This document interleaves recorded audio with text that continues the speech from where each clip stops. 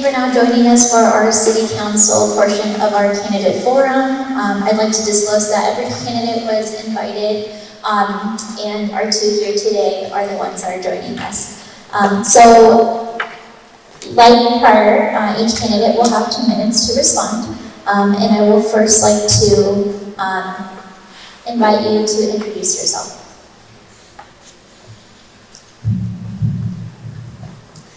Well, good morning, everybody. It's kind of nice to see lots of people here, and I say lots comparatively to the seats at City Council chambers.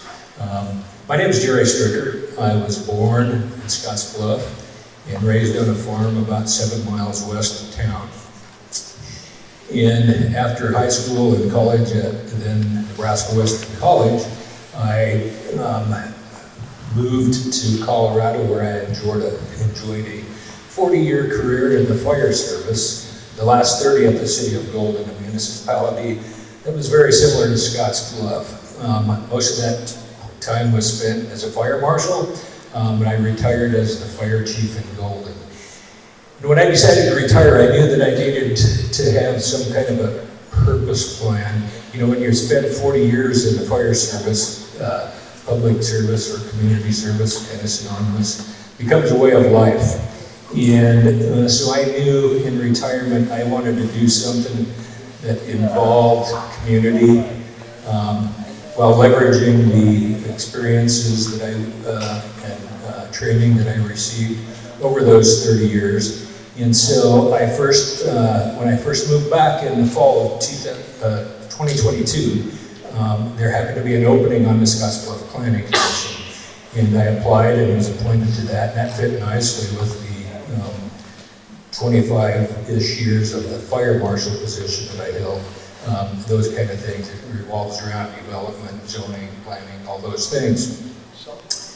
So I started with that, and then since I've been back, I've been to, as you may have seen on previous forums, probably 2/3 to 3/4 of city council meetings.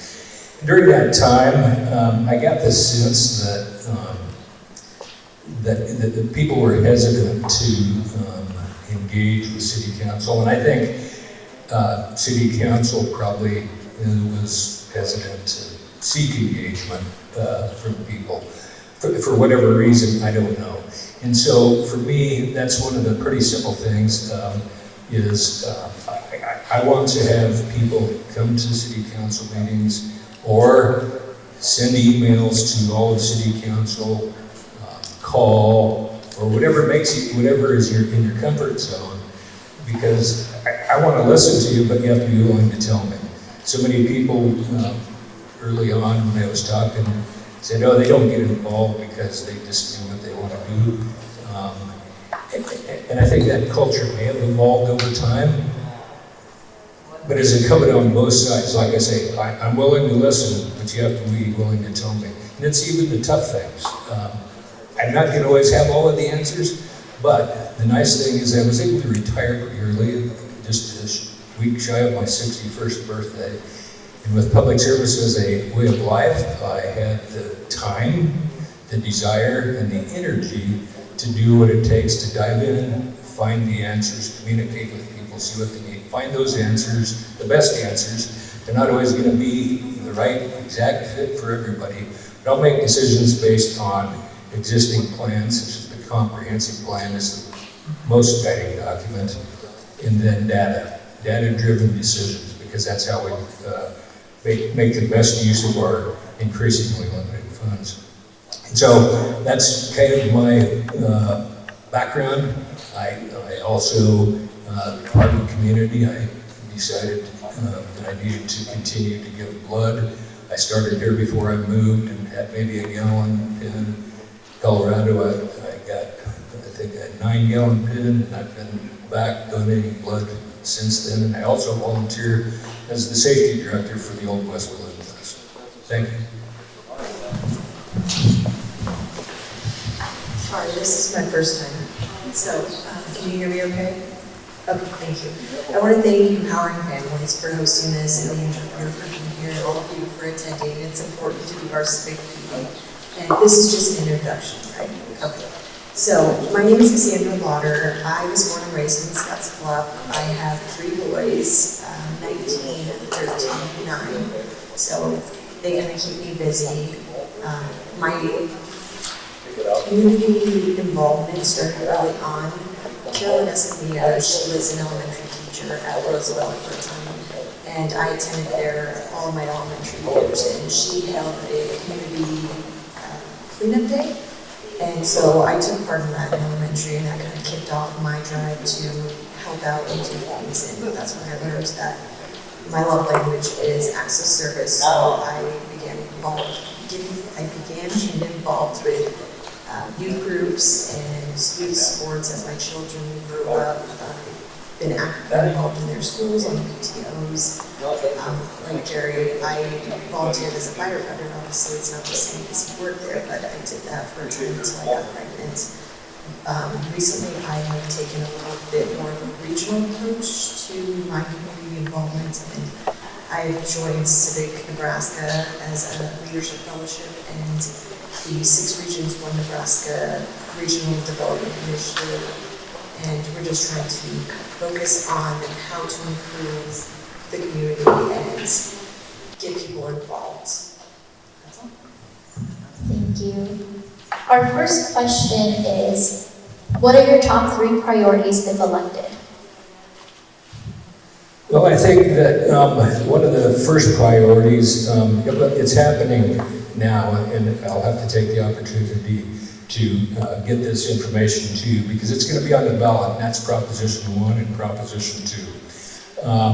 Proposition 1 is a proposition to renew an existing sales tax for the city of Scotts Bluff, and Proposition 2 is related. It incorporates a portion of that 1.5% sales tax. 1/6 of it, or 0.25%, goes to LB 840 for economic development. And so, while I can't necessarily, my priority is to get that information out to you now ahead of the ballot, because it's critically important. I'll just give you a few pieces of information about why I think it's critically important to pass that. The sales tax, the local option sales tax, funds approximately 62% of the general fund budget for the city. And if you don't know what the general fund budget is, that's police, fire, parks and rec, library, and administrative services generally. That represents about $6.2 million. I just would shudder to if I'm elected, which I hope I am, I would shudder to have one of the first tasks be to figure out how to cut 62% out of the general fund budget for police, fire, parks and rec, library, and administrative services, people that pay the bills, collect the bills, all essential services, I think. So next would be economic development. Just take advantage of the renewal of the plan, the economic development plan, comprehensive plan rewrite, and I can explain more later. My first priority would be civic engagements. That is, I want to thank Jerry for bringing up the LB 840. That is an important part of civic engagement, getting the community involved and taking action on important steps like that, as well as the comprehensive plan. The comprehensive plan kind of goes over the health of the city and the residents within it, and I've attached a copy of the information to the bulletin board outside. So if you want to review that, you can do that there. Secondly, the mental health aspect is very important to me. I believe it's a crisis nationwide, and trying to get the help that we need is important because it is a driving factor in public safety and homelessness and addiction, and it's just all encompassing.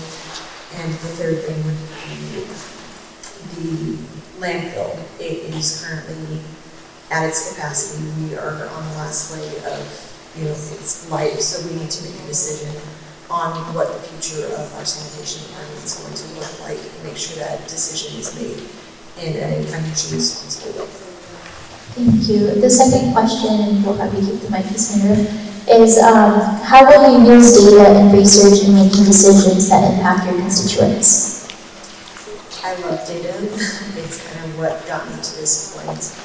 I think it's important to review that, but it's also important not to heavily rely on that and also get the information from the people who are contributing to that, as well as those who might not have the resources to do that or understand, a lot of things have evolved to QR codes and technology, and so just providing those different options as well to make up that data. But I think it's important, but it's also important to use that data instead of just completely doing surveys and, I guess, relying on data for education.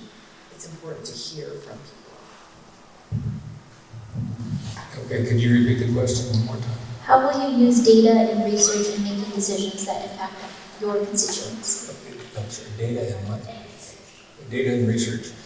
Okay, I have, for later, I have a flyer to hand out. It's my base platform for everything. It's called Heart for Scotts Bluff.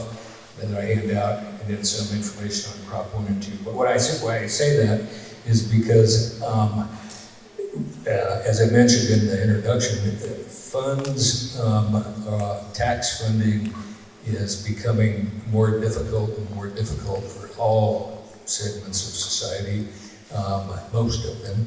And so we always have to figure out how to be more efficient, do things with less. And how you do that is to collect data, ask for data. Data is from you. When there's questionnaires out, I know Cassandra said that we can't overdo that. And I think that's the case. But it is important to get feedback from people. That's a data set of what does the community desire overall based on the numbers. What can we learn from other places that have done things similar, have gone through similar issues, and how have they overcome some of those things? That's probably another data set. But data is important in research by learning from others' successes and mistakes. Is important because then it leverages the best use of our limited tax dollars so that we can make data-driven decisions that I have in here and based on engagement and feedback from the community members, which is part of that data. Thank you. We'll have you keep the mic.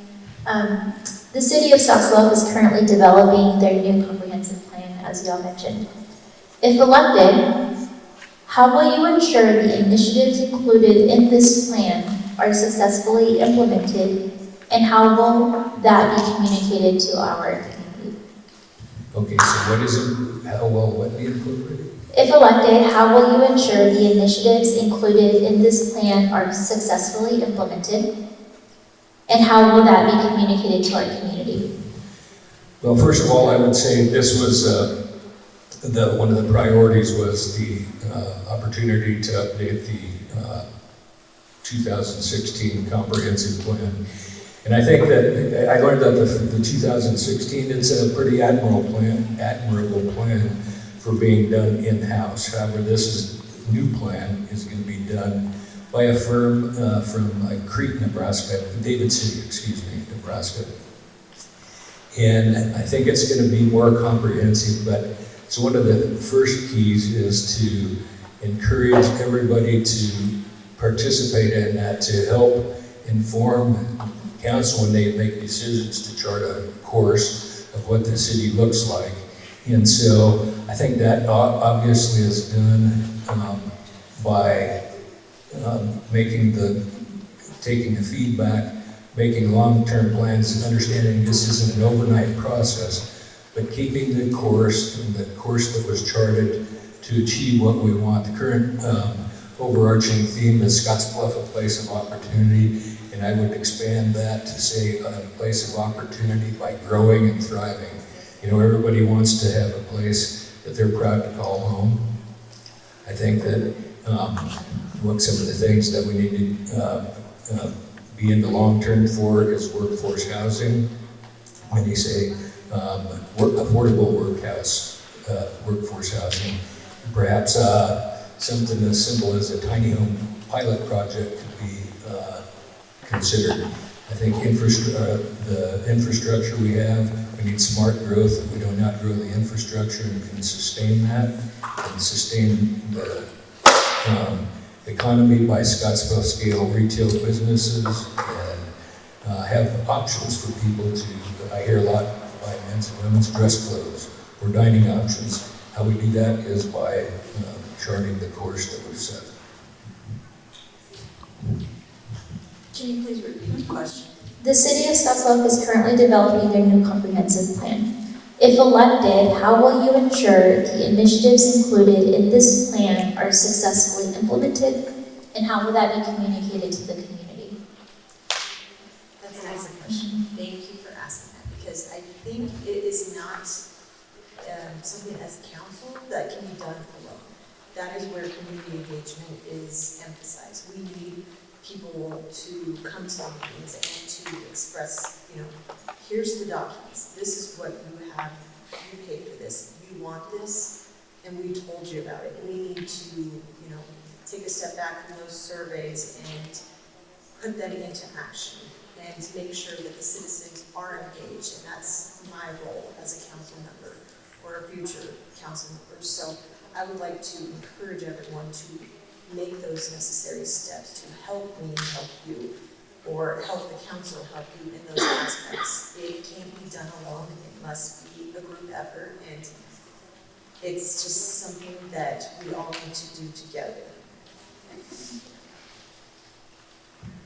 Our next question is, if elected, how will you ensure that economic development opportunities are available to Southeast Scottsbluff, East Overland area, and that residents are given the support and opportunity to pursue them? Again, that goes back to community engagement. As Carrie mentioned earlier, there's not much of a push within council to get to this area and to be present, and that is one of my main goals, is to be here. And I actually grew up in the neighborhood, so it's important to me. I've seen the disconnect. Sorry, he was waving up. I've seen the disconnect, and it's hard to get out of that comfort zone and encourage others to do the same.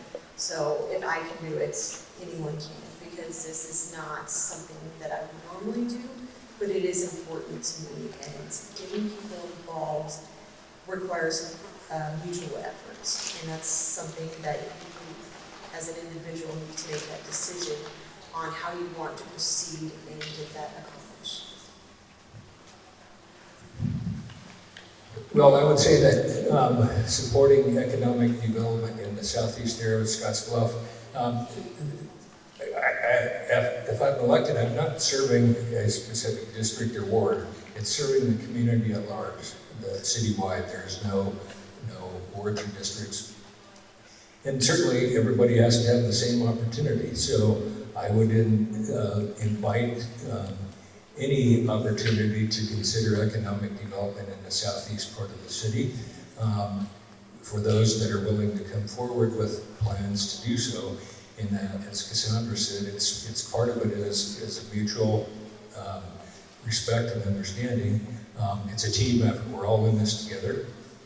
And so, again, I will say, I need to hear your ideas and your thoughts about development in the southeast area, what's lacking, ideas to do that, and raise those conversations during maybe the comprehensive planning process.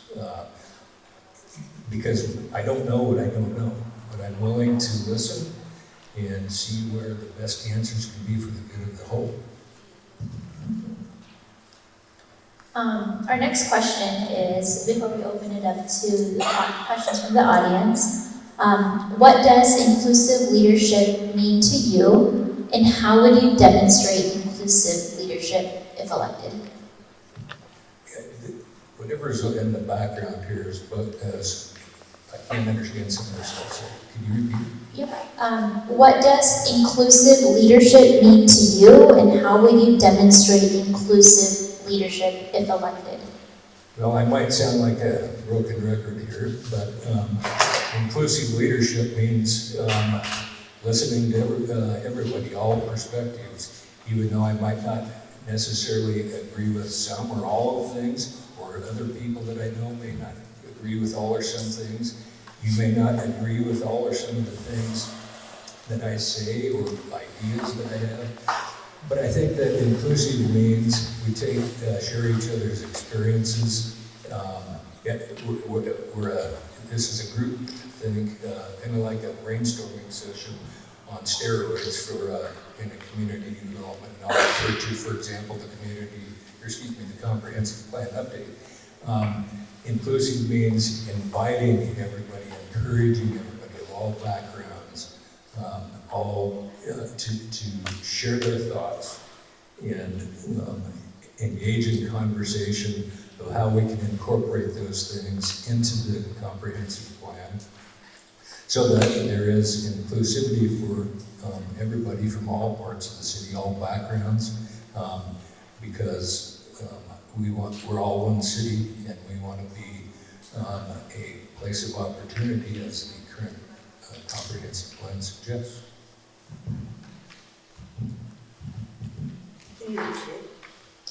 What does inclusive leadership mean to you, and how would you demonstrate inclusive leadership if elected?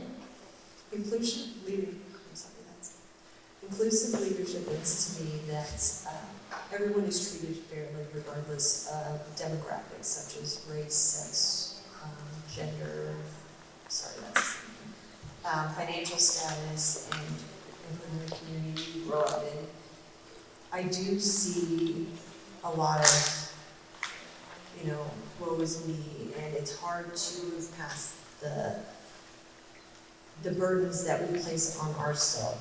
And so my role in leadership is to empower people to have that collective responsibility for being included in the conversations that matter most to you. And that includes going to council meetings and being informed about community events instead of addressing it after the fact when it's a little too late and the time has passed and the ship has sailed.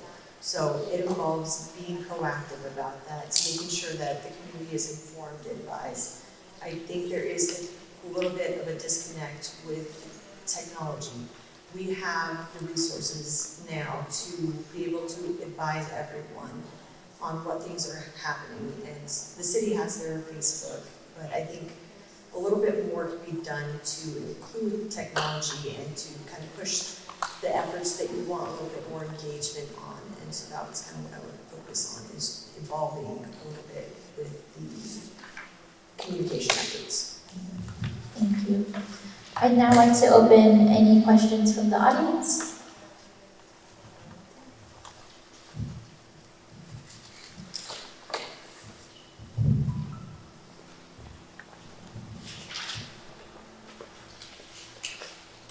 ¿Preguntas para los candidatos que están corriendo para el municipio de Scotts Bluff?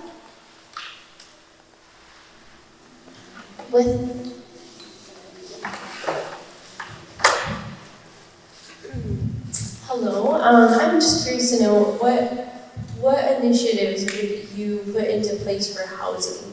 So currently, I'm sure you drove past the Lakota Lutheran Center. We have several folks that are out there.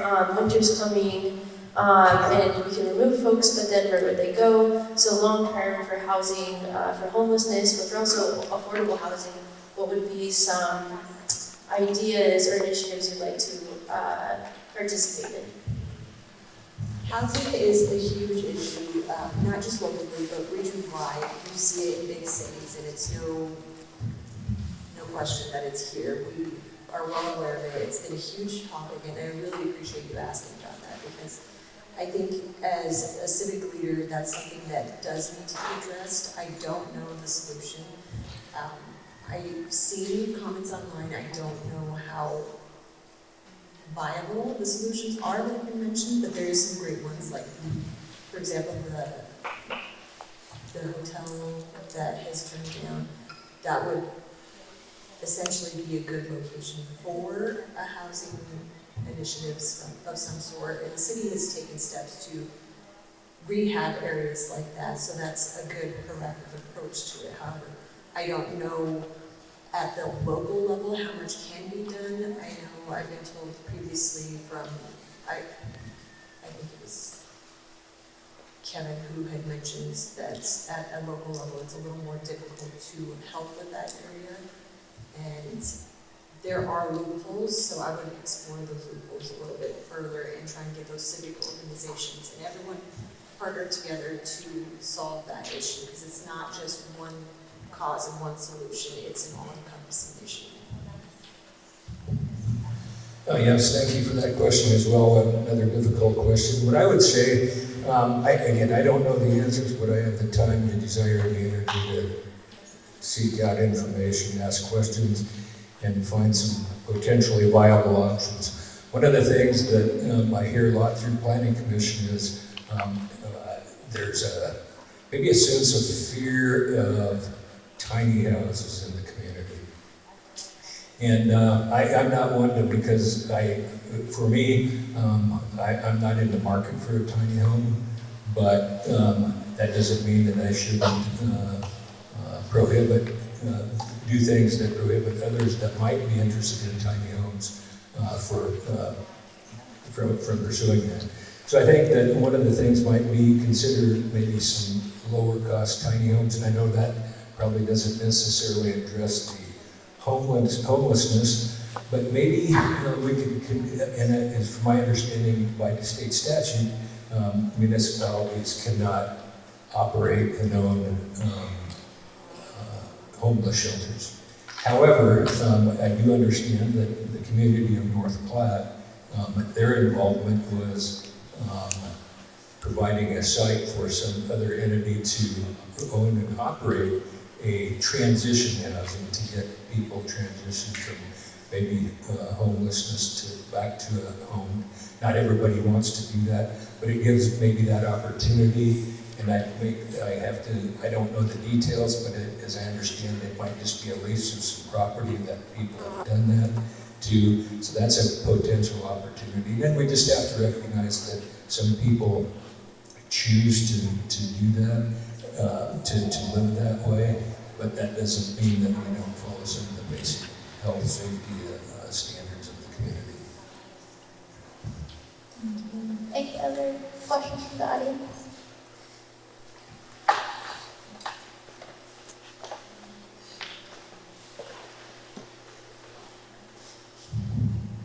Yes, my question is, how could you guys bring a healthy environment to teenagers and kids that are, younger in their teens, to get them away from the streets, from alcohol, getting into, car accidents, like in cruise nights, there's been a lot of car accidents. How could you guys bring a healthy environment to teenagers? Well, I would start by saying that because you're a teenager, maybe not of voting age yet, doesn't mean that you shouldn't engage in the community and show up at city council meetings or email, whatever whatever you're comfortable with, to share ideas. I don't know all of those ideas. I'm pretty well past my teen years that I spent here in the 70s. But I would look to folks like you to say, what kind of things do you think that the community needs to help lessen the desire to do some of those other things, street dragging or alcohol or things. I know that generally speaking, the opportunity to do more things, I hear a lot that there's not a lot to do here, but I don't know what you want, what generally the community wants, and I'm always willing to listen and see if we can help make some plans to achieve those desires.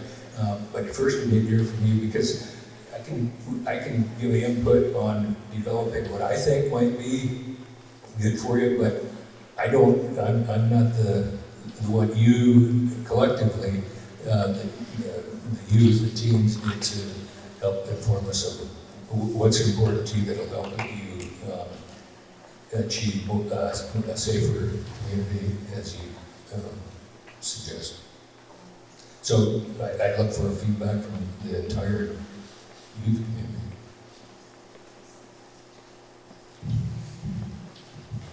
like Jerry said, it's hard to know what you want when you don't speak about it, and it's easy to go online and see it, but there are proper avenues to get that done. And that is the process that the state and cities have to go through in order to accomplish those goals and get what you need. So we do need to know that. However, economic development is something that every city is a part of, and we all want to continue to grow. And you have to address those issues and how they are going to impact citizens. So we need to make sure that those decisions are responsibly made and financially feasible. So I would encourage you to let us know, but additionally, it's a matter of engagement again. This is good dialogue. We do want to hear what you have to say.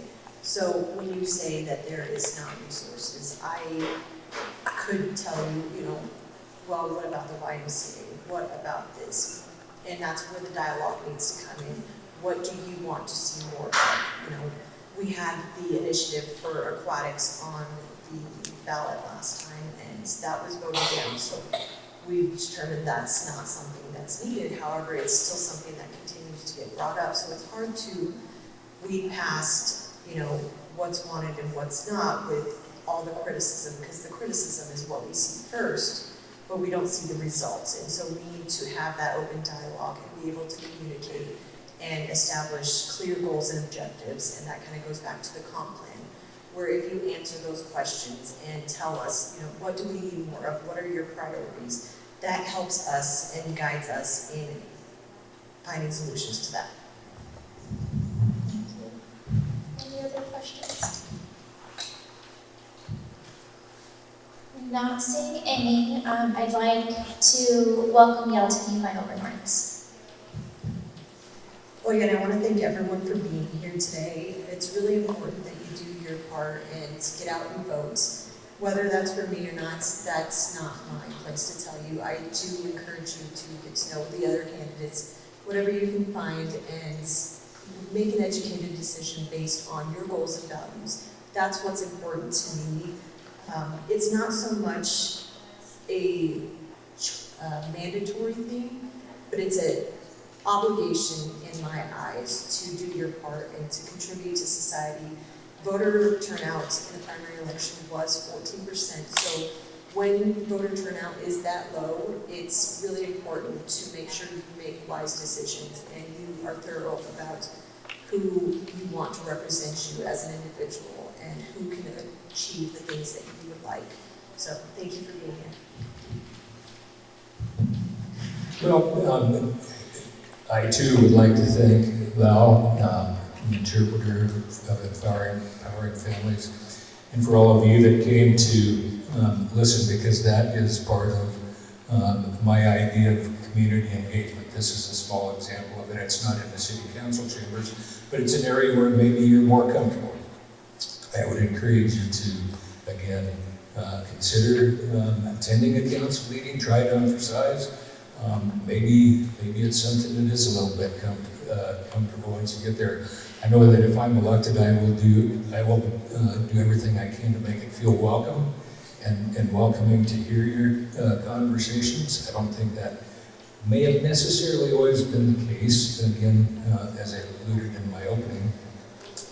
But, so that's what I'd say for that. For voting, I called the election office, and while they don't have bilingual ballots, they told me they do have, at every precinct, they have translation services, or assistance to do that.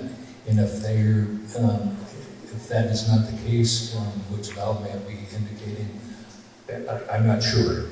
But that, anyway, that's what I was told. You can request that, fill out a form. If you don't drive, or not comfortable with that, I've seen advertised on the media that there is the opportunity to request a ride to your voting precinct that you sign up for by October 30th. So back to my closing statement in general about me. When I retired, I had the choice to go to different places. And I chose to return to Scotts Bluff. That was the home of my wife and I, a place where we were comfortable. And with the public service being the way of life, I knew in retirement I need something to do to keep busy because I have the time, energy, and desire to do so. And so, what a better way to do that than serve on city council.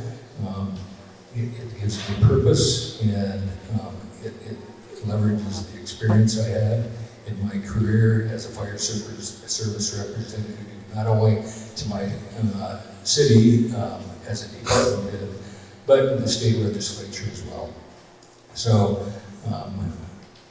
I just would like to have Scotts Bluff be a place that is a place of opportunity that grows and thrives, where people can be proud to call home, where there's places to recreate and enjoy, places to go shopping, eat, just social interaction, affordable housing, just anything we want for everybody.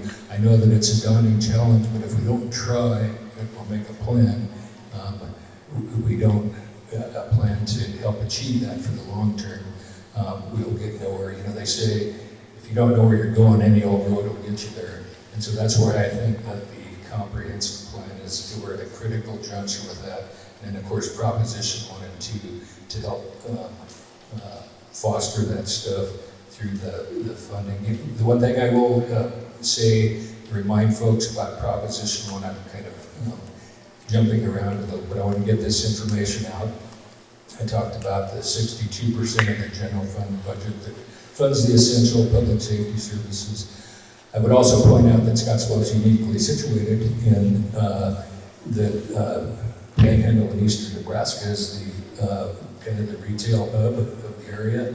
So by virtue of that, that sales tax, everybody that comes and shops in Scotts Bluff pays that sales tax. It doesn't matter where you're from.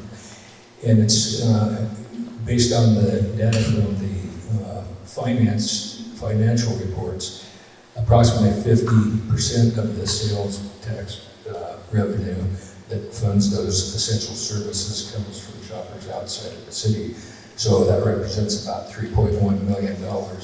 And that it's important to do that because those people help share the cost of those general fund, the general fund services, essential services. They may also use those services while they're here in Scotts Bluff, shopping, dining, recreating.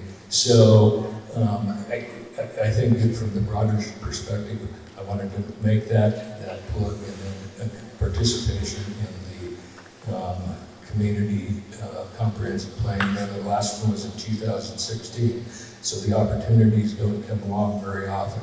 And there's ways to do that online or go to or if the city has hard copies, if you're more comfortable with that, to get things in person. And of course, attend the community events that are scheduled next week, I believe, with beginning at Roosevelt Elementary and then the library. So please come out, be part of community engagement, encourage your friends, neighbors that aren't here to do the same. I will talk to anybody, 1 to 100 to 1,000, to get more information out. I am just an open book. I like to engage with people. Before we leave, I do have the base document that I have. If anybody's interested, I'll hand those out. And then if you haven't got it in the mail like me, the flyers for the Proposition 1 and 2 of the basic information. And with that, thank you again. Thanks for hosting, and thank you for listening, and thanks for engaging. Thank you. Thank you for joining us this morning and getting to know our candidates for Scotts Bluff City Council.